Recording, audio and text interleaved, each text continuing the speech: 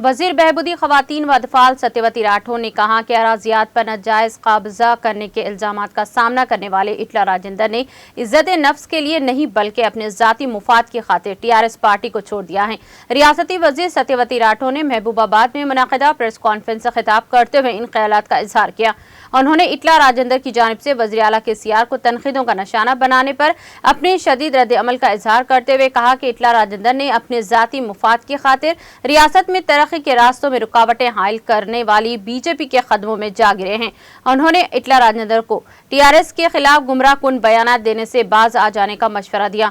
उन्होंने कहा कि वज़ीर आला केसीआर जिस अंदाज से हुक्मरानी कर रहे हैं, जिसकी दीगर रियासतों में सताइश की जा रही है। उन्होंने कहा कि ई राजेंद्र का खुद एतमादी के नाम पर बीजेपी में जाना अच्छा नहीं है, जिसने अब अपने दिफा के लिए तेलंगाना के साथ नाइंसाफी की है।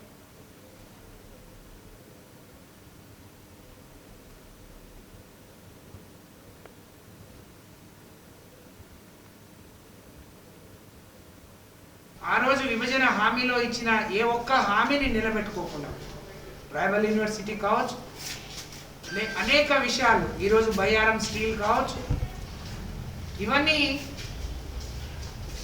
ఈరోజు కోవిడ్ వచ్చిన తర్వాత కూడా ఇక్కడ తయారయ్యే మందుని ఈ ప్రాంత ప్రజలకు ఇవ్వకుండా ఈ ప్రాంత ప్రజల ప్రాణాలతో చెలగాటమాడుతుంది బీజేపీ.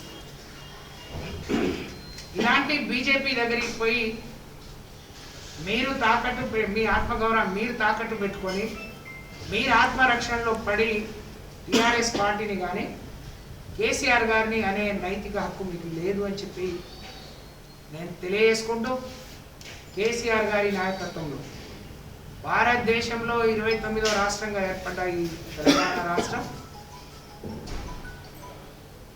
తెలంగాణ రాష్ట్రం కేసీఆర్ గారు ఏ కలలు కని ఈ తెలంగాణ సాధించిందో ఆ కలలు సాకారమయ్యే దిశగా బలమైన అడుగులేస్తూ వడివడిగా పయనిస్తూ ప్రతి ఒక్కరూ సంతోషంగా ఉండాలి, ప్రతి ఇంట సంక్షేమం ఉండాలి.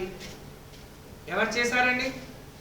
మీరు ఇన్నేళ్ళు రాజకీయాల్లో ఉన్నారు, వివిధ రూపాల్లో ప్రజలతో ఉన్నారు. 75 ఏళ్ల స్వాతంత్ర్యం తర్వాత కూడా ఎందుకు మనం ఒక పంటకు కూడా నీరు ఇవ్వలేకపోయినాం? ఈరోజు కాళేశ్వరం లాంటి అసాధ్యం అనుకున్న ప్రాజెక్ట్ని సుసాధ్యం చేసి 2 పంటలు నీళ్ళు ఇస్తే మీకు కంటికి కనపడట్లేదా?